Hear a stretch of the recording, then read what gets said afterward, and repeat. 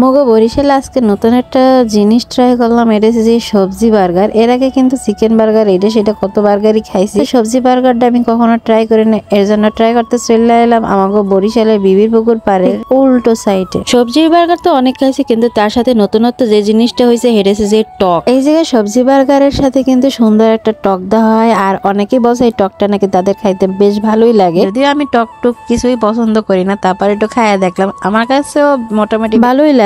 আর যখন আমি প্রথম বাইটটা নিলাম আমার কাছে বেশ ভালো লাগছে, আর ভিতরের সবজিটাও কিন্তু বেশ ক্রিস্পি ছিল। যেহেতু এখন ঠান্ডা আর ওই পাশে বইয়ে খাইতে খাইতে এই পাশে চায়ের দোকানটা চোখে পড়লো। এখানে গরুর দুধের চা পাওয়া যায়, তো আমি এসে কিন্তু একটা রেগুলার গরুর দুধের চা নিলাম। আর এই চাটা কিন্তু আমার খাইয়া বেশ ভালোই লাগছে। যেহেতু খাবো তাই একটু পুকুর পাড়ে বইয়া খাবো না তা কি আর হয়। আর সুন্দর একটা ভালো একটা ফিল আইবে আমি যেটা মনে করি। তো যেই বলা সেই কাজ, তো চা নিয়ে দৌড়ে চলে গেলাম পুকুর পাড়ে। কি সুন্দর ভিউ, মনে হইতেছে বাইরের কোনো কান্ট্রিতে যাইয়া সুন্দর একটা পরিবেশে দাঁড়ায় দাঁড়িয়ে আমি চা খাইতে। মনটা আমার অস্থিরই ভালো হয়ে গেছে, আর পরিবেশটা বেশ অস্থির ছিল। আর আমাদের বরিশালে কিন্তু এখন অধিকাংশ জায়গায় কিন্তু সুন্দর সুন্দর ভালো ভালো চা পাওয়া যায়। আর আমরা সন্ধ্যা পর পোলা মাইয়েরা কিন্তু এই চা খাইতে বেরোই, আর বিভিন্ন প্লেসে কিন্তু মজার মজার চা পাওয়া যায়। শীতের দিনে গরম গরম চা খাওয়া আর আড্ডা দেওয়া বেশ মজার।